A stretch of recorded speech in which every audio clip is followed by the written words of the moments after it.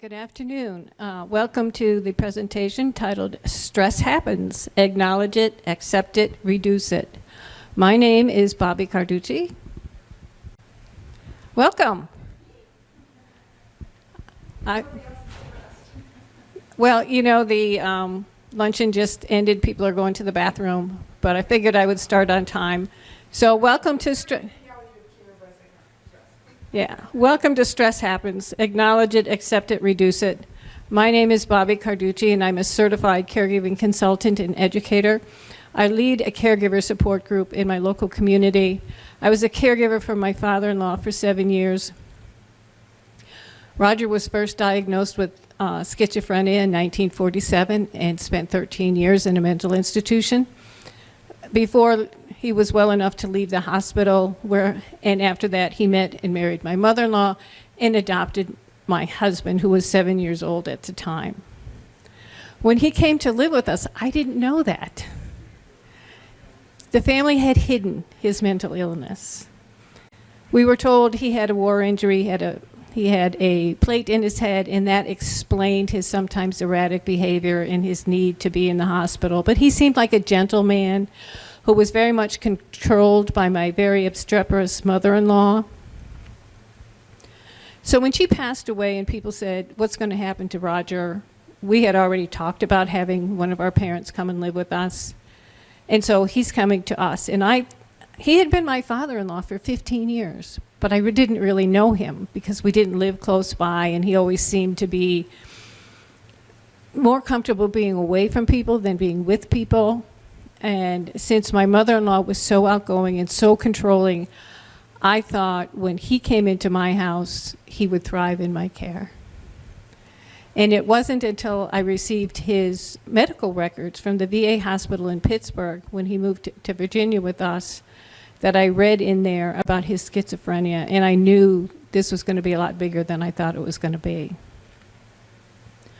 Over the next 7 years, he developed Lewy body dementia on top of that, with Parkinson's, with congestive heart failure, with severe dysphagia, meaning that his food had to be pureed and all the liquids thickened.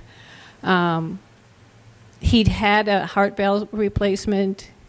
While in our care, he had a heart attack, which meant a pacemaker, which led to blood clots in his arm, which led to being on blood thinners, COPD. He was a handful. He was a handful. And it seemed to me, the harder I tried to manage what was happening, the more things went wrong. And of course, I internalized that, like many caregivers do. I felt like a failure.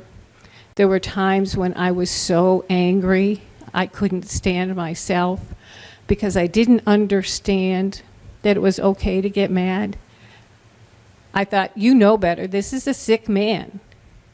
How can you possibly be angry with him? And part of the anger came from, he ended up in the VA hospital for 8 weeks in the psych ward because he was throwing his medication away. And that led to him being released with pneumonia because they weren't paying attention to his physical care while they were taking care of his mental illness. So he was back in the hospital 2 days later in ICU and nearly died from pneumonia and spent 4 weeks in the hospital there. And when he came home, he immediately demanded control of his medication again. And I thought, how dare you? How dare you try to do this again after what we had just gone through? There is no way this is going to happen. So I felt more stress at that time than I ever had in my life. I was having panic attacks. I was having excruciating migraines. My hair was falling out. I probably aged 10 years in a couple of years. Yes, come on in. That's okay. I was just talking about some of my experience in my first feelings of anger and stress and feeling out of control in a situation that I was trying to manage that was absolutely unmanageable. I had no idea when I became a caregiver for my father-in-law with mental illness and Lewy body dementia and Parkinson's disease and congestive heart failure and dysphagia and stubborn old Italian disease. I had no idea what I was getting into. I didn't know anything about caregiver support groups. I didn't know anything about organizations like this. And I started having a series of, I guess you call them attacks, that I didn't quite understand. I would get this overwhelming feeling that something wasn't quite right, and then all down the left side of my body, it would begin to tingle. And I thought, I'm having strokes, I'm having TIAs, I'm having small strokes here. And I tried to ignore them for a while, because that's what caregivers do. You ignore your own health, until finally it was just too frightening, and I went to see a neurologist, and I had every kind of test in the world. MRIs, MRAs, brain scans, heart monitors, you name it, they did it. And it came back. It was another form of migraine. And the doctor says, you need to reduce your stress. Well, how am I going to do that? So now that my father-in-law passed away in 2009, and having understood what it was like to go through that, I determined I would be an advocate for caregivers going forward. And since that time, I've become a consultant and educator. I blog about it. I've written 2 books about it. I lead a support group in my local community. I speak not only nationally, but also internationally on caregiving issues. And one of the things that I really like to address is caregiver stress. Because if you're in this situation, I bet you've seen those articles on social media and in the newspapers talking about stress and how you have to take care of yourself first. You know, you have to put the oxygen mask on. You need to do, you need to do, you need to do. And what they're doing is they're giving us another task when we're so overwhelmed that we don't have time or a minute for something else. So this is what I tell people when it comes to caregiver stress now. It's going to happen. Acknowledge it, accept it, and let's work together to figure out what we can do to reduce it. And Denise happened to have put into existence a tool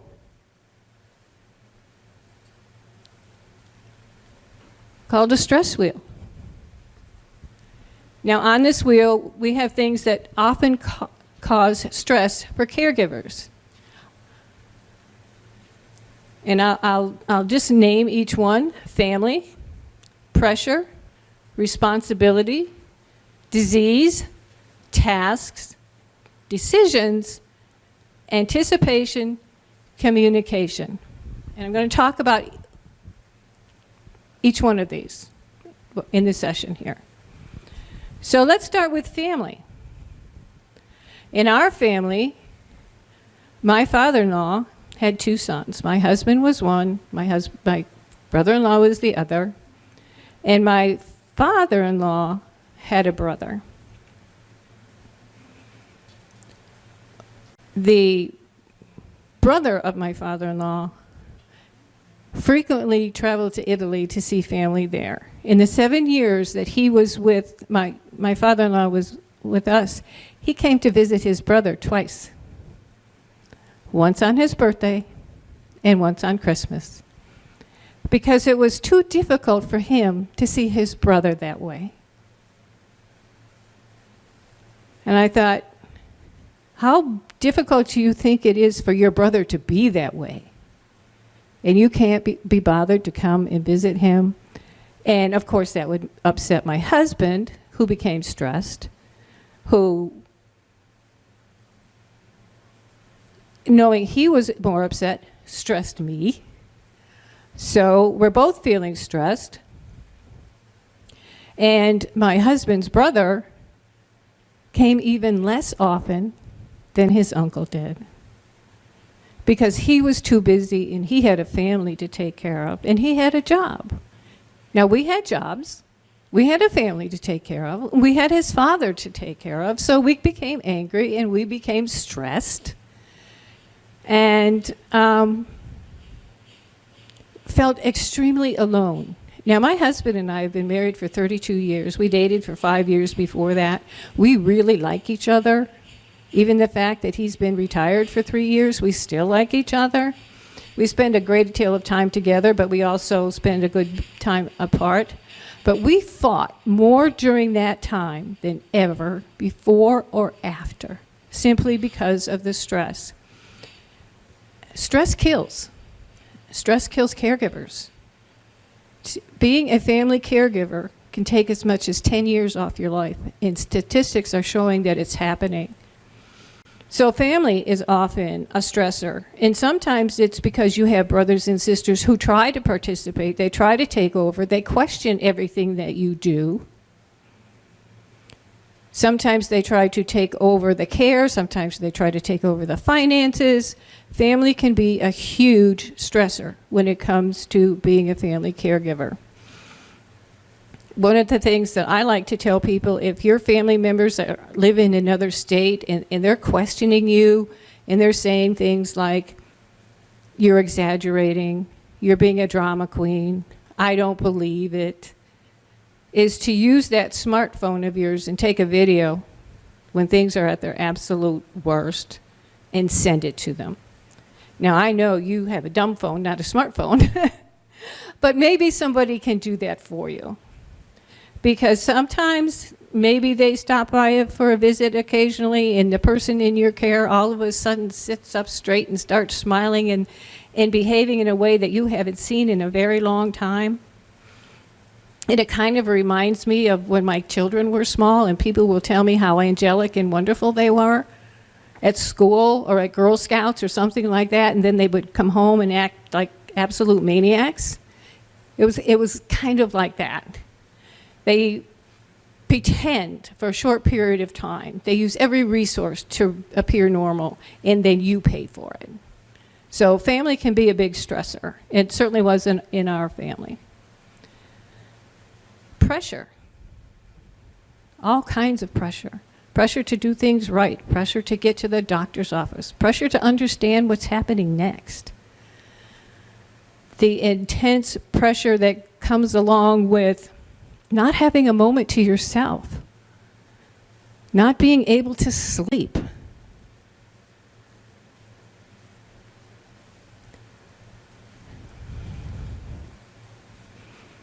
Not being able to understand what's going on.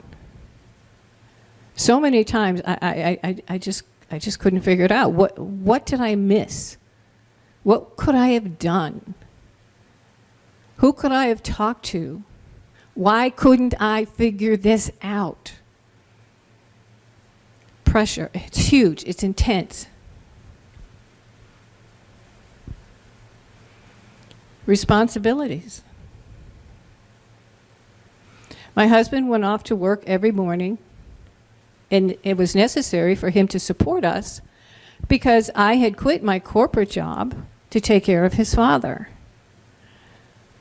So it became my responsibility to get him up in the morning, get him his breakfast, get him his medications, get him dressed, get him settled down. And because he had swallowing difficulties, I would start preparing fresh food that I could puree and have meals ready for him throughout the day.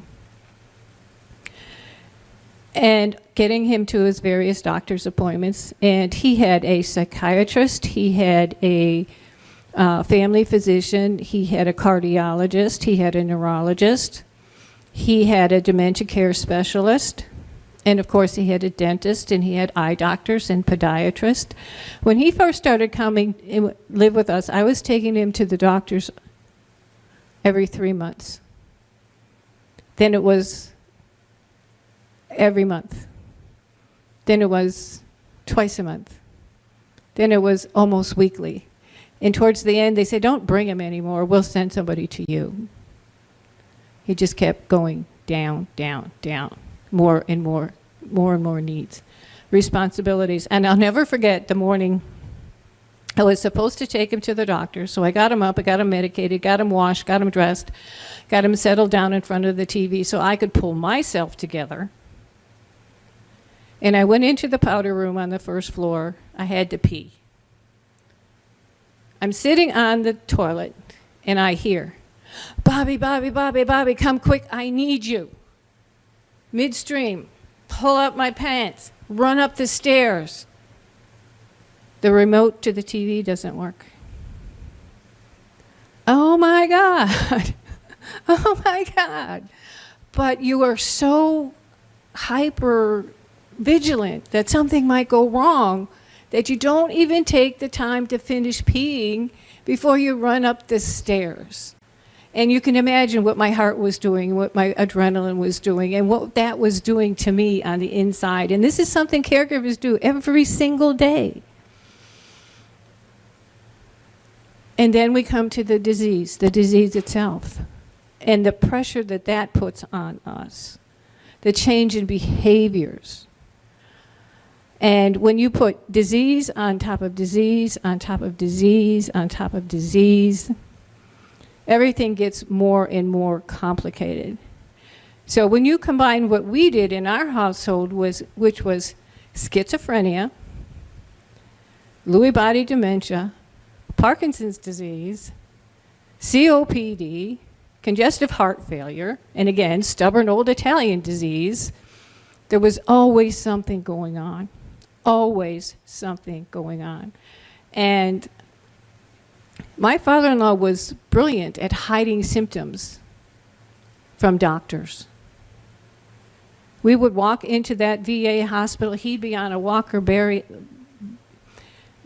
able to move, go in the door, push that walker aside, stand up straight, walk into the doctor's office and say, she worries too much, I'm fine, don't listen to her.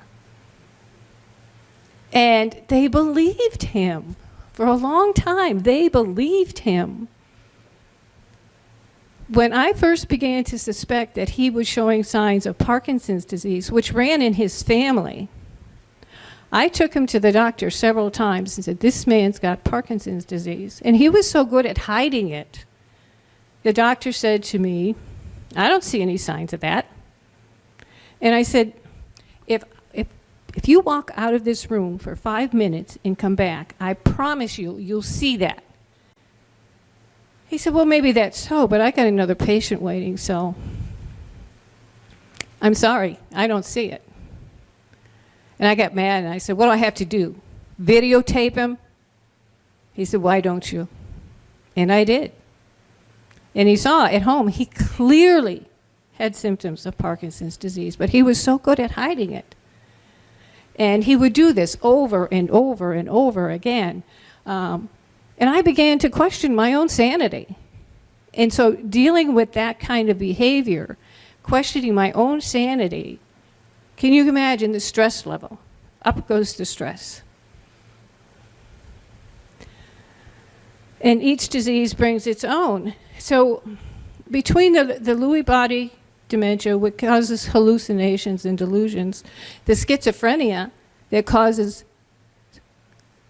the same thing, Parkinson's, which does the same thing.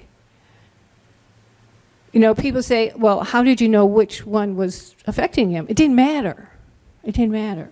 Because if he was delusional, if he was being paranoid, it didn't matter which one of the diseases caused it. It was just causing the behaviors. And I got very good at telling when he was hearing voices. And I would say to my husband, the others are here today. And I even asked his neurologist one time, well, I asked him, I said, when you hear these voices, what do they say to you? I really wanted some insight. I wanted to know what was going on inside this man.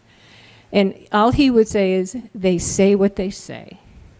And it makes me nervous, and it makes me suspicious.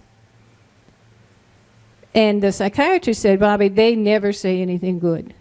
Believe me, they are screaming at him. They're calling him vile names. They're telling him not to trust you. It's not good. I can promise you that. It's not good. And at one point, he had a psychotic break.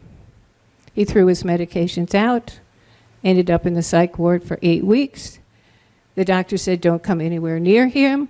He is so mad at you. He's convinced you're going to kill him. There's some very dangerous posturing going on here. Do not come anywhere near him. And when we did the videotape to prove that he had Parkinson's, at one point you can see me walk past him going up the stairs, and he's like this behind my back. And of course my husband said, what the hell was that? And that was just before the psychotic break. So the diseases cause us stress. The tasks themselves, everything that you have to do every single day. Some people compare it to taking care of a child. But it's so different when you're taking care of an adult because everything gets bigger. Everything is bigger. Tantrums are bigger. If a 2-year-old gets upset with you, it throws a tantrum. It's very different than an adult is throwing a tantrum, and can be very, very dangerous. There was one day, and he came down, and he had his fists up. He said, don't you dare try anything, because I will defend myself. I said, I have no intentions of trying anything. Back away. I'm not going to do that.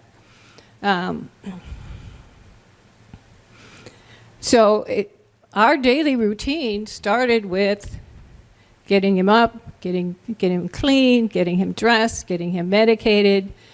For a time, getting him in front of the TV for a while so I could pull myself together.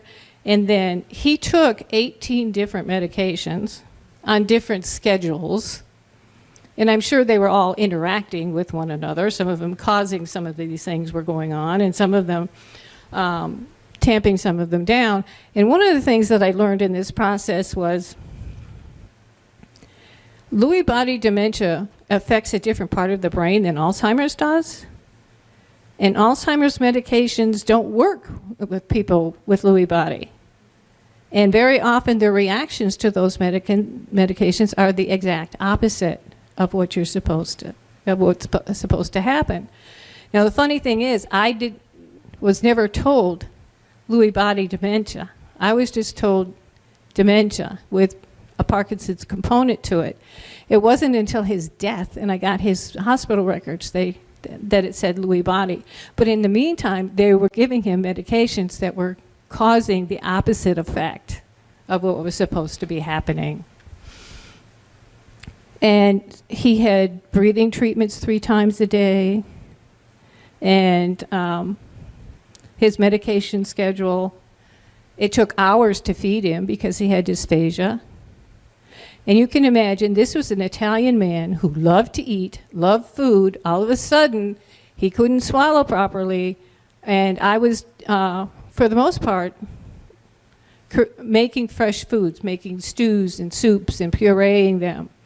But he had grown up in Italy during the time of World War II. There were food shortages. He always ate like he was starving, and he would fill his mouth to over capacity, and wouldn't even finish swallowing it before the next bit. And all of a sudden, he had to take very small portions, chew 3 times, turn your head, swallow for every single bite. Otherwise, he was in danger of aspiration pneumonia, which would kill him. So 3 times a day, I'm sitting next to him with a baby spoon, little bit of food, hold his hand down with my finger, count to 10 before he could put the food in his mouth, swallow, swallow, swallow. You can imagine he loved that. He was so appreciative of that. You can just imagine how that went, which caused me a great deal of stress. So the tasks of everyday caregiving, they also contribute to caregiver stress. So we've got family issues, we've got the pressure, we've got huge responsibilities. We got various diseases. We got all of these tasks to do. And we're not even done with the stress wheel yet, some of these things. And every day there's a decision to make. When he had pneumonia, when he was in ICU, close to death, do you want intervention? Does he have a DNR? Do you want to continue treating him? Well, my husband and his brother had to make decisions together, couldn't get in touch with the brother. So that was left to us. And at that point, my husband wasn't quite ready to go. Eventually, it reached the point that there was a DNR in place. But he was in the hospital with several aspiration pneumonias over the period of time that he was with us, which was 7 years. But there are daily decisions, doctors to talk to. We were fortunate in some respect because my father-in-law was diagnosed with schizophrenia in 1947 while he was serving in the United States military. He was stationed in Yugoslavia as an interpreter because he spoke 7 languages. And he had his first psychotic break there. And what he told me was he collapsed. He woke up on a ship 11 days later and was in the hospital. At that time, he received a 100% service-related disability. So all of his care through the VA was paid for. All of his hospital visits, all of his medications, all of that. So that saved us the expense, but for most caregivers, they don't have that. So that adds pressure to it as well. But one of the things that they did for me, they had a telehealth program in place. So it was a little mini computer that hooked up to my telephone. And every morning I would go in there and I could take his weight, his blood pressure, monitor his oxygen levels. It was even possible to do photographs for wound care if that was an issue, which wasn't in our case. And all of that information went right to his records in the hospital. And a nurse was assigned to go over that, to look at that every day. And his name was Jason, and I thank God for Jason. If he saw something that wasn't quite right, he would call me and say, Bobbi, maybe we need to take a look at this. Or if I saw something that I thought wasn't quite right, I would call Jason and I said, I think you need to take a look at this. And between the two of us, I think we kept him alive a lot longer than he would have been without that. But Jason was also good with, the doctors aren't listening to me. Nurse Jason, will you go and talk to the doctor for me? And that helped us a lot too, and helped with the decision making. But this one I think is one of the biggest contributors to stress right here, anticipation. What's going to happen next? What's going to happen if I don't do this, if this isn't right? What's going to happen next? That's the thing that kept me awake night after night after night, anticipating. I did this thinking it would help, but it kept getting worse and worse and worse. What's going to happen now? Anticipating the next illness, anticipating the next hospital visit, anticipating the next tantrum, anticipating what he might do tomorrow. Will he like me tomorrow? He liked me today, but I might be his enemy tomorrow. Anticipating what might come next often kept me not only awake all night long, but fearful, not only for him, but for myself. And the truth is, anticipation didn't help either one of us. I honestly believe that caregivers over a long time actually end up with PTSD. We become hypervigilant. We're always expecting the worst. And it takes years sometimes to recover from that. And the last one on this wheel is communication. Communication with somebody with dementia is difficult, sometimes impossible. Communicating with people in your family, communicating with the doctors, constantly talking. And like I said, in our case, very often he would insist that the doctors didn't pay attention. She's crazy. She's the one that's crazy. I can take care of myself. Don't pay any attention to her. And I would get so frustrated because I would go in there and I would tell the doctors what was going on, and he would deny it, and he's the patient, and they would believe him. They would believe him. And communicating with the medical staff in the hospital. I can't tell you how many times I called meetings with his doctors and his nurses to say, we have to get on the same page here. If he's in the medical ward and you're not paying attention to his mental health issues, or vice versa, we're going to have a problem. And he was in the hospital, and I wasn't able to get there. And typically what I would do, if he was in the hospital, I considered myself admitted to the hospital too, because his needs were so great, and it was so complicated, and he had the swallowing issues. And I would sit at his bedside from morning until bedtime. So if they brought him a tray of food that he physically could not swallow, I would say, take it away and bring the dysphagia diet. He was admitted once, and I wasn't able to get there because of an ice storm. And when I walked in 2 days later, he was sitting in his bed with dozens of cuts all over his face because they'd given a man on blood thinners with Parkinson's disease a razor. And he had cut his face to pieces. And they were weeping because of the blood thinners. And sitting on his tray was from breakfast with hash brown potatoes and toast and all kinds of things that he couldn't eat. And I out to the nurses saying, who's in charge here? So they call the head nurse over, and I tell her what's going on, and she said, well, you know, when you bring a patient in and you just dump them here and walk away, we don't know what their needs are. And I said, I did not dump him here. He was transferred from one part of the hospital to the other. And all of this is in his records. Why aren't you reading them? So we ended up, and we put signs up in his room.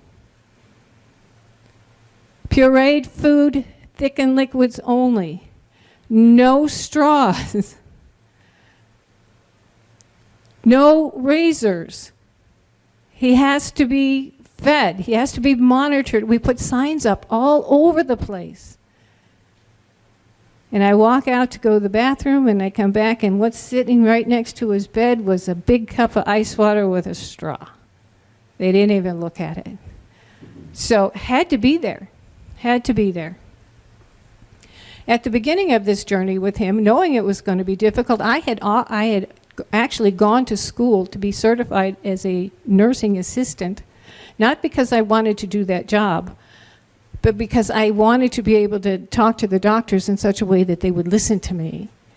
And from the way I communicated with them, they thought I was a nurse, they thought I was a medical professional, and they did come to pay attention to me, but they also became afraid of me because I would call them to task, and I would call an entire group of medical professionals into a room and saying, you have hundreds of patients, I have one. And I'm going to make sure that he gets the care that I know that he needs. And if I have to be the screaming Carducci, that's what's going to happen. But believe me, that did nothing for my stress level. Absolutely nothing for my stress level. And that's why I had panic attacks. I had migraines. My hair was falling out. I thought I was having small strokes because I was being so affected by that. So when it comes to stress, I actually did a presentation yesterday called Find the Yes to Reduce the Stress for You and your care person. And I'm doing this today because stress kills. And I'll repeat this. Statistics say caring long-term, be a long-term caregiver can take 10 years off of your life. Caregivers are dying before the person in their care. And part of the reason is all of this stress and what contributes to it. And the fact that I'm 70 years old. And caregivers are typically, you know, if you're caring for your parents, 60, 65, 70 years old. And I think I'm in great health for a 70-year-old. But how much stress can a 70-year-old take? But it's part of what we do all the time. So it's so important to address these issues. And one of the reasons that this is up here today, I would like those of you in the audience to point to one of those and identify something that's a particular stressor for you and see if we can help you manage that in some way. So do any of you have a particular stressor that you're dealing with that you would like us to talk about for a little bit?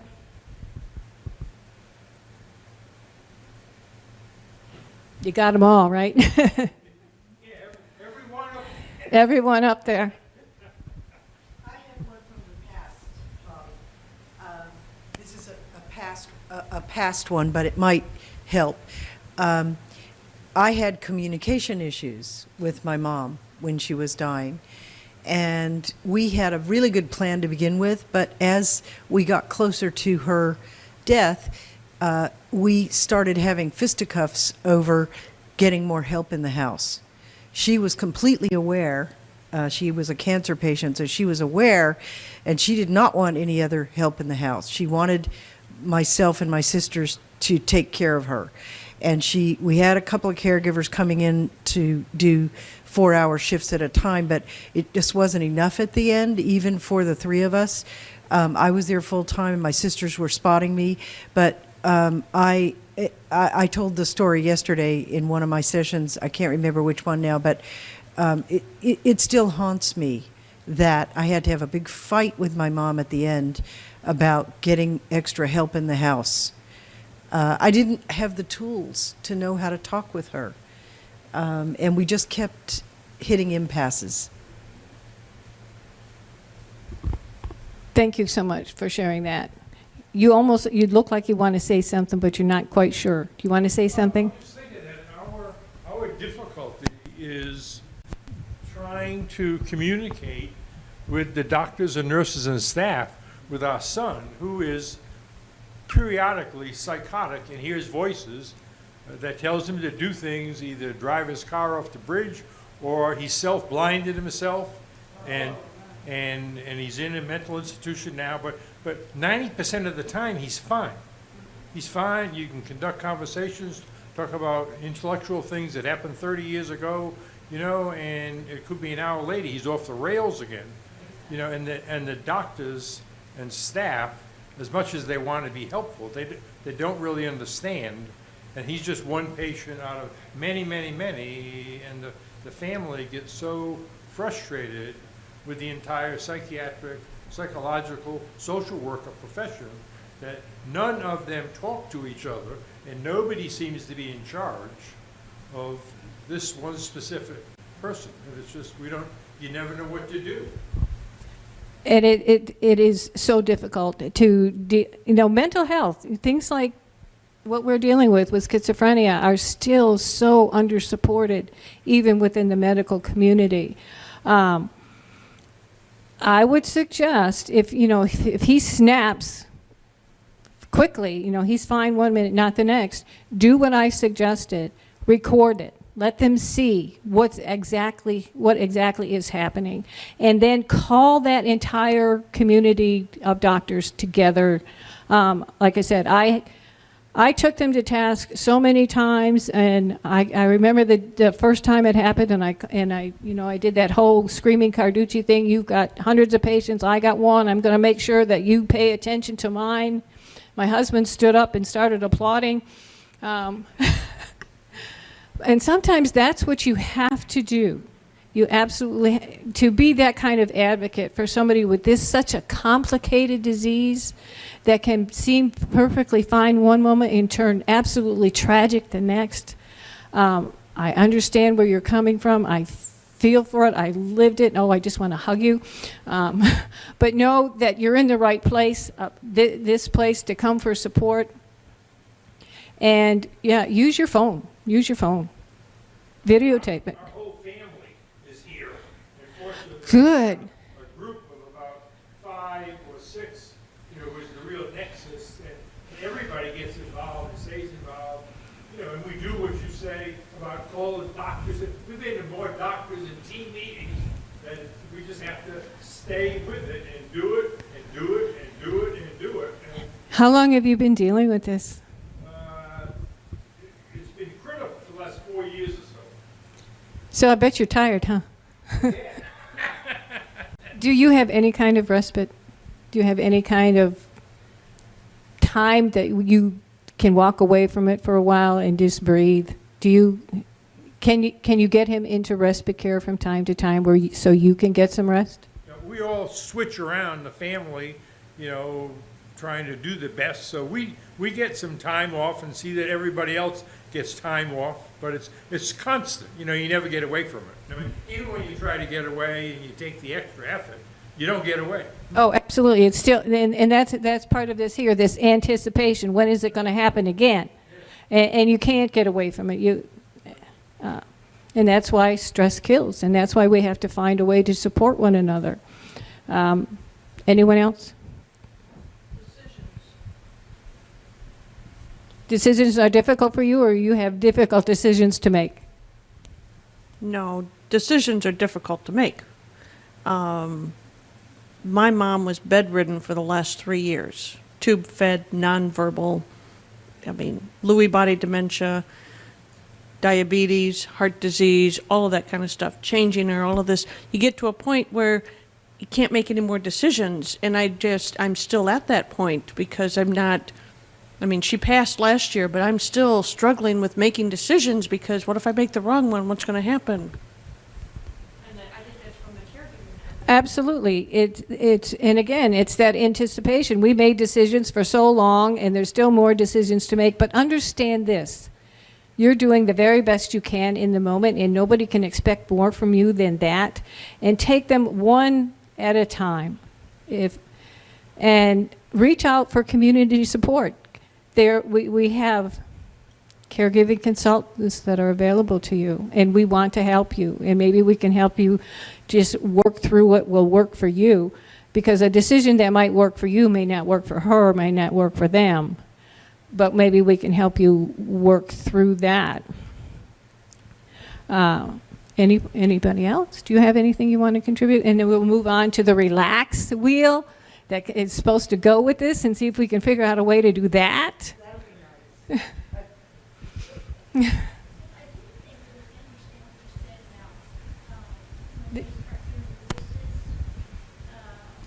You said, yeah, the voices are here with us today or something. I thought that was kind of interesting way to approach it, because like doesn't like to talk about that, about when they hear the voices. He hears them and just does things. Absolutely, because they are commanding. One of the things I found my father-in-law doing one day that absolutely surprised me, I walked into his bedroom and he was spinning. And I couldn't imagine why he would do that. And the psychiatrist said, he may have heard a voice that says, you need to spin or the world is going to blow up. Now, that's not something I would have thought of. To me, he looked like a ballerina. So yes, but I could tell when the others were there, because I would see him reacting to things that weren't there. Fortunately, for most schizophrenics, they just want to be left alone. They're not, axe-wielding maniacs like you see in the movies. They just want to be left alone. Unfortunately, left alone, they often end up in the hospital or in jail or homeless. And sometimes even if they are in your care, that happens anyway. So adding mental illness on top of dementia, on top of everything else, it's just, you almost wonder how much more can a person take? And I'll leave you with one tip on that. One of the things I used to do was pray for strength. God grant me strength. Don't do that. Do not do that. Somebody pointed out to me, how do you get strong, Bobbi? You get strong by lifting a heavy weight.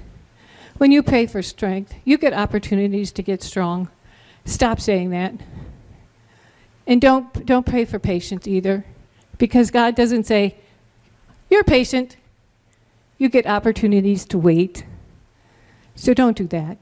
If you're prayerful, say something like, show me the path you want me to take. Pray for help.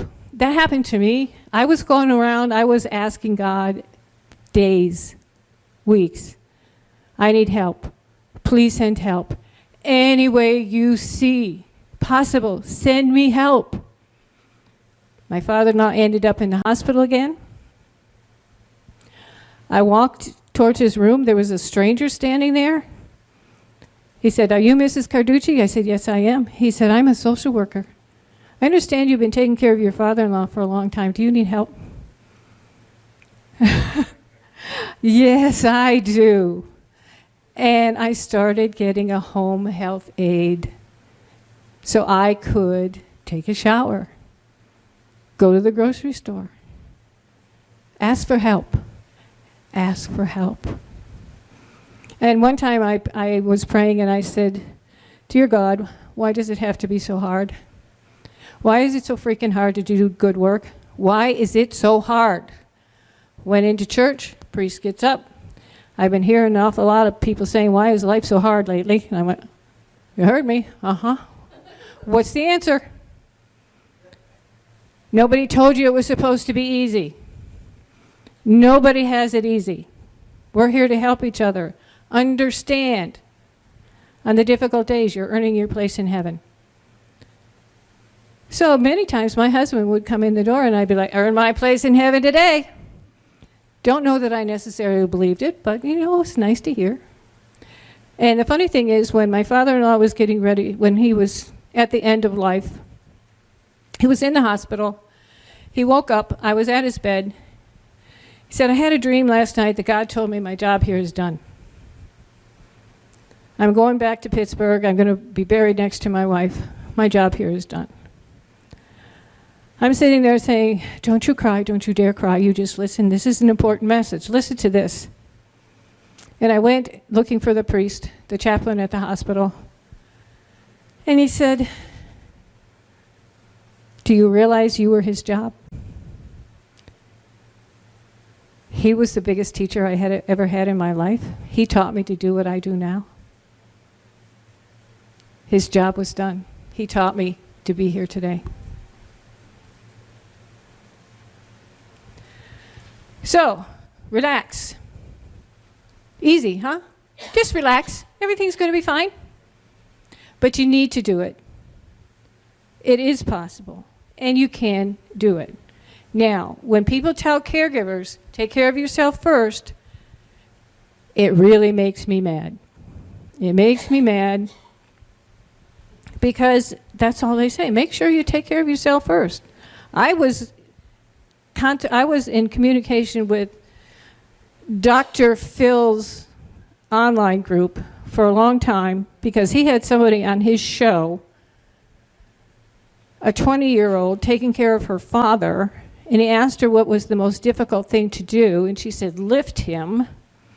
She's 20 years old, she's in college, she's a caregiver for her father, and he says, what do you need? She said, I need somebody to lift him. And he said, well, make sure you take care of yourself first, honey. And that was the end of it. And I went ballistic and started emailing them. Am I out of time? Okay. So we're going to do this real quick. Taking care of yourself for caregivers means very different things than what people think. And part of it is trying to reduce that stress. This worked for me, writing. I'm a writer, been a writer since I was 8 years old. have kept journals. But during my time as a caregiver, and I started in 2002, things weren't as well known as they are now. And people were saying, why doesn't somebody write a book that says what it's really like? And I thought, I can do that. And I started writing a book while I was caring for him. And it helped me deal with a lot of my issues. Then I couldn't work on it anymore because I was taking care of him.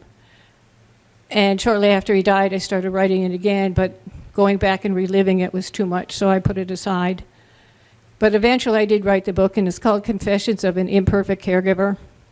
And it's our story. It reads like a novel, but every word is true. And if you ever want to know what I was like as a caregiver, the good moments, the bad moments, the ugly moments, the frightening moments, and how my husband reacted to that, you'll get to know us really well, that book. So that worked for me.